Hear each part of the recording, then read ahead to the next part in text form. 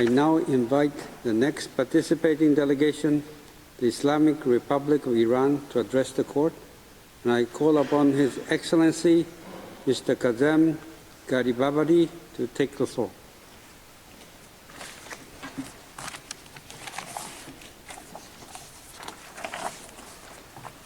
Bismillah ar-Rahman ar-Rahim. Mr. President, members of the court, it is indeed an honor to appear before you on behalf of the Islamic Republic of Iran. The Holy Quran says, من أجل ذلك كتبنا على بني إسرائيل أنه من قتل نفسا بغير نفس أو فساد في الأرض فكأنما قتل الناس جميعا ومن أحياها فكأنما أحيا الناس جميعا. That is why we decreed for the children of Israel that whoever kills a soul without its being guilty of manslaughter or corruption on the earth is as though he had killed all mankind, and whoever saves a life is as though he had saved all mankind. As the principal judicial organ of the United Nations, this honorable court is once again called upon to address fundamental yet persistently overlooked rights of the Palestinian people. These include the right to urgently needed supplies essential to their survival, as well as of basic services and humanitarian and development assistance, the right to humanitarian access and basic necessities of life as referred to the question put to the court as per General Assembly Resolution of 19th December 2024. However, as we do not deem the Israeli occupying regime a legitimate member of the United Nations due to the illegality of its formation, we focus on violations of the Israeli regime in light of its prolonged occupation of Palestine and ongoing genocide, particularly in Gaza. As a preliminary remark, given Article 96 of the United Nations Charter, Para 1 of Article 65 of the Statute of the Court, and the Court's jurisprudence, we submit that the jurisdiction of the Court is evident and that there are no compelling reasons for the Court not to exercise its jurisdiction. Mr. President, it is too late.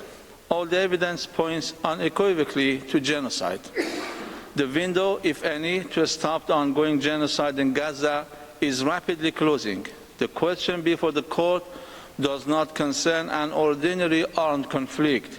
It deals with a genocidal situation, and as such it requires a response to address its specific circumstances. The Court has already decided in its orders of provisional measures more than 1 year ago that the Israeli occupying regime must, among others, I quote, take all measures within its power to prevent the commission of all acts within the scope of Article 2 of the Convention, end quote, and to take, I quote, all necessary and effective measures to ensure without delay, in full cooperation with the United Nations, the unhindered provision at a scale by all concerned of urgently needed basic services and humanitarian assistance, including food, water, electricity, fuel, shelter, clothing, hygiene, and sanitation requirements, as well as the medical supplies, end quote. 1 year past the prolonged recalcitrance of the genocide and inaction of the international community at this juncture constitutes an absolute moral and legal failure. According to latest reports, around 52,000 Palestinians have been killed as martyrs and over 123,000 wounded since October 2023, a toll that rises daily and a direct result of pursuing the declared policy of dehumanization by the Israeli occupying regime. These are not mere numbers. They represent innocent children, women, the elderly, and families. An entire nation under siege, being systematically decimated. As these proceedings unfold, OCHA reports that no aid has entered Gaza since 2nd of March. Medical supplies are rapidly depleting, including critical stocks for maternal and child health, as the number of aid workers killed since October 2023 has reached 412.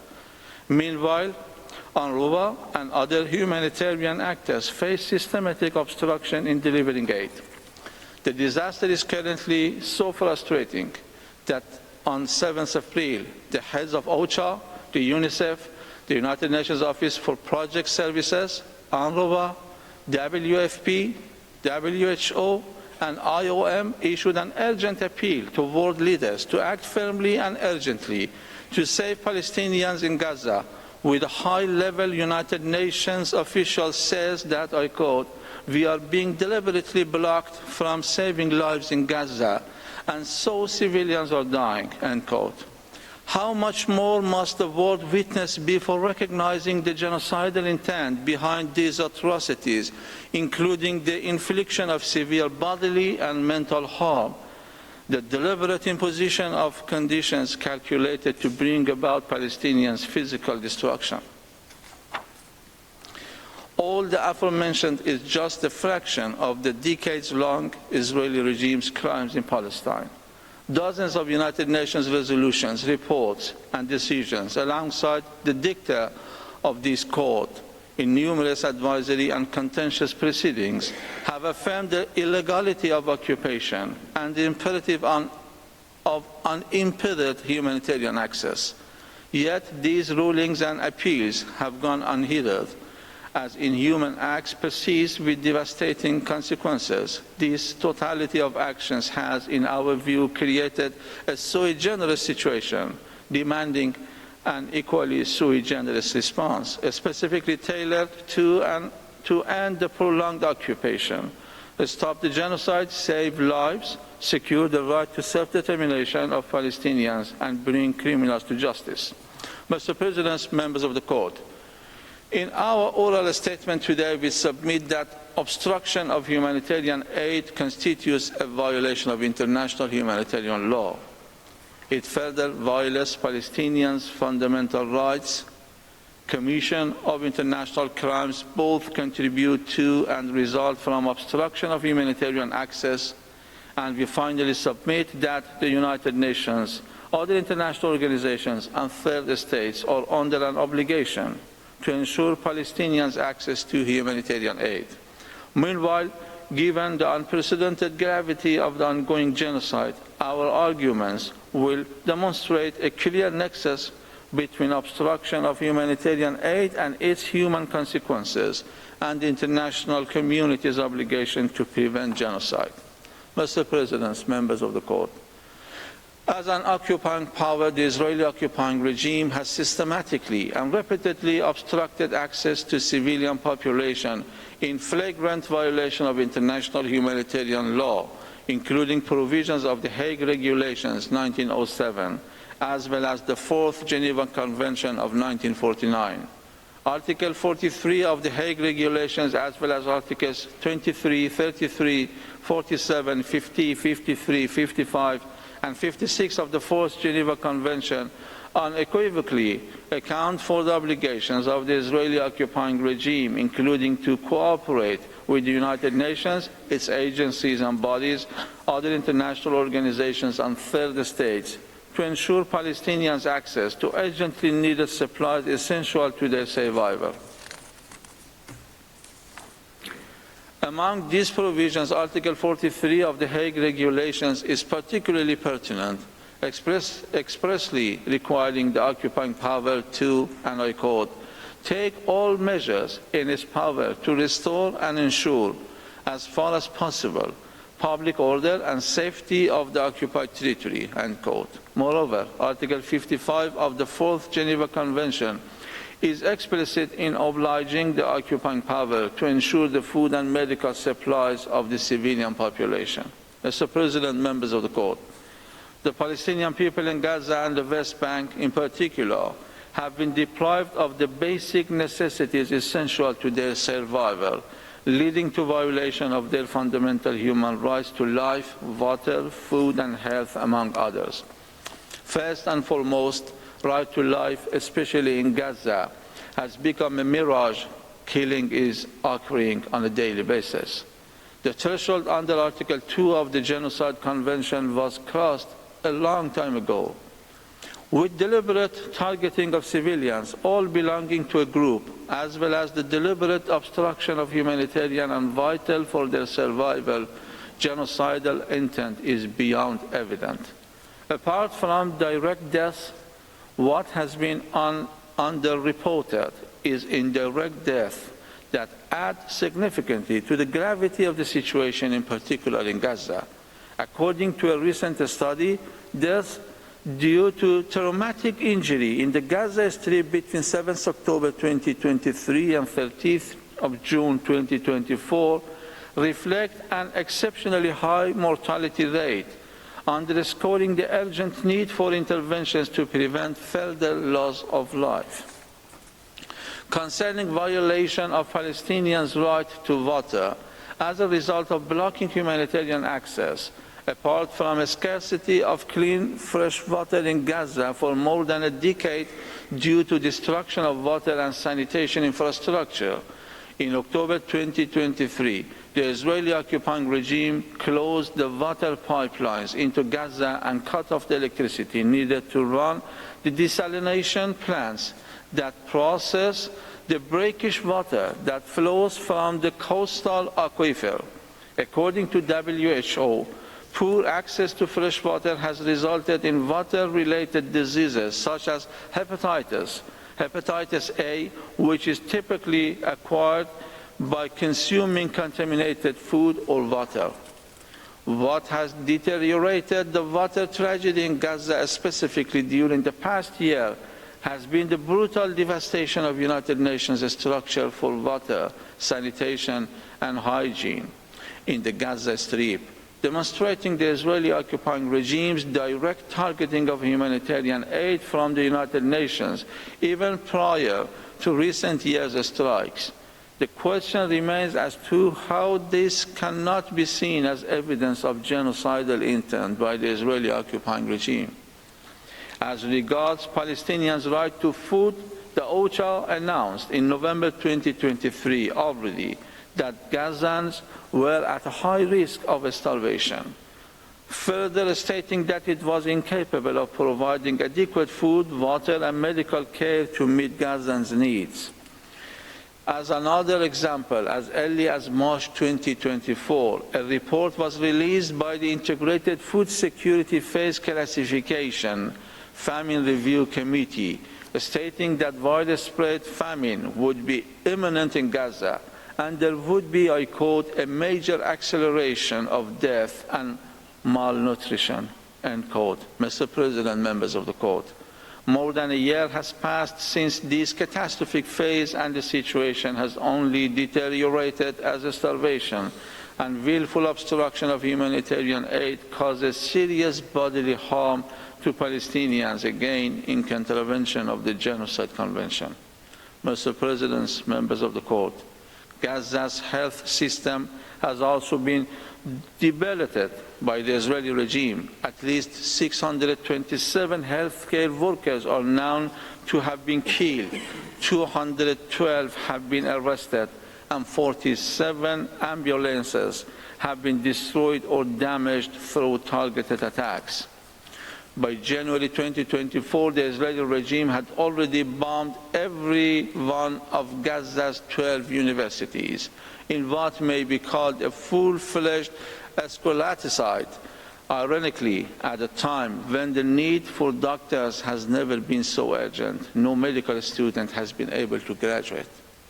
What is even more staggering is the often neglected psychological effects of the Israeli regime's actions on the well-being of civilians in Palestine, and in particular in Gaza. Years of exposure to violence, displacement, and loss have led to a burgeoning mental health crisis with chronic stress, PTSD, depression, and anxiety becoming endemic, living in the Gazan children particularly vulnerable.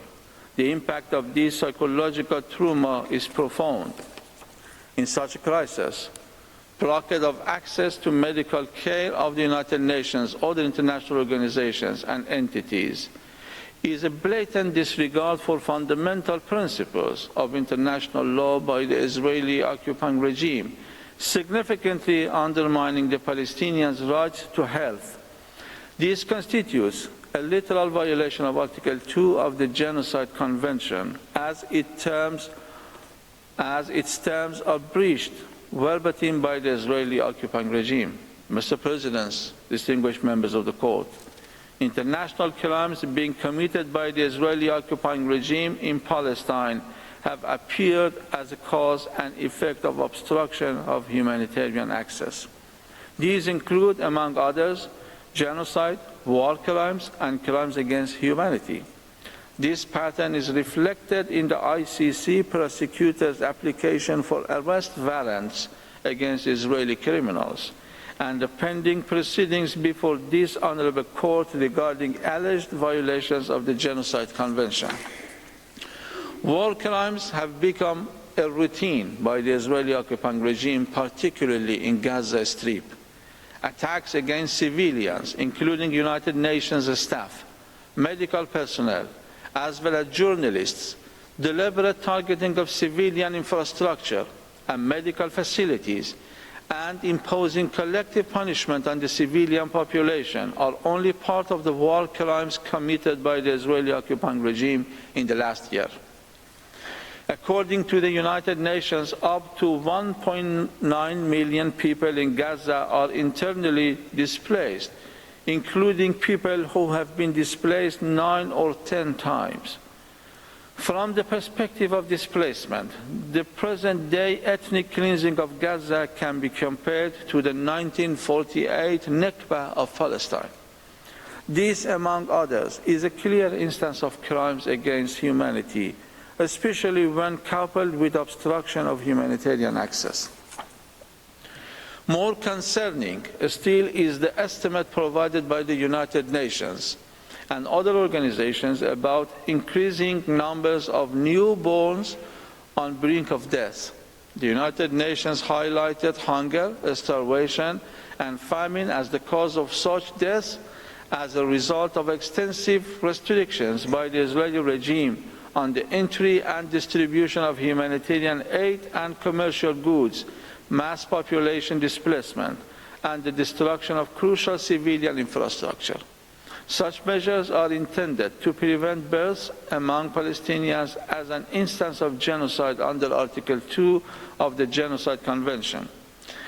According to another report by the United Nations Independent International Commission of Inquiry in Palestine, the Israeli regime has perpetrated a concerted policy to destroy Gaza's healthcare system as part of a broader assault in Gaza, which is evidence of commission of the crime against humanity of extermination. Such policies and practices have systematically denied humanitarian access to United Nations agencies and other relief organizations, precluding the delivery of vital assistance to civilians, a pattern appearing both as a cause and effect of obstruction of humanitarian access. Mr. President, members of the court, to conclude, the question put to the court on its face concerns humanitarian access to a civilian population. In a situation of armed conflict, however, we are faced with a genocidal situation here. It is indispensable for the court to opine on humanitarian access to a people targeted by genocidal acts and the ensuing obligations of the international community to stop them. In its judgment of 26 February 2007 in the case concerning application of the Convention on the Prevention and Punishment of the Crime of Genocide, Bosnia and Herzegovina versus Serbia and Montenegro, the court clarified the content of the duty to prevent genocide under the Convention.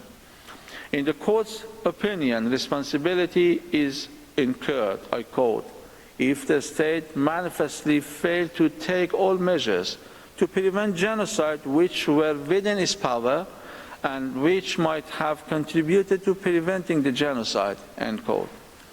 The court further considers the first parameter to be, I quote, the capacity to influence effectively the action of persons likely to commit or already committing genocide, end quote.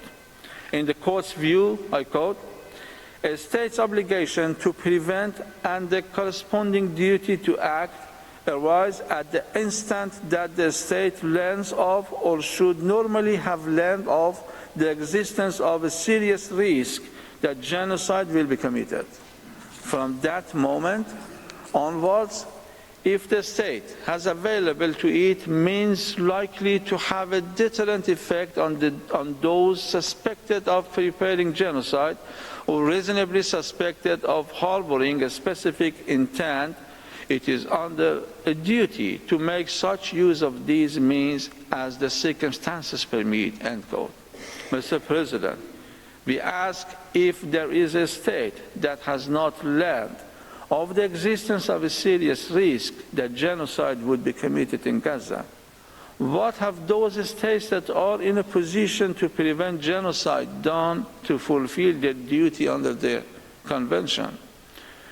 We regard obstruction of humanitarian aid by the Israeli occupying regime as, among others, evidence of genocidal intent and invite the court to clarify a state's duties to ensure Palestinians' humanitarian access in view of a state's obligation to prevent genocide under the Genocide Convention.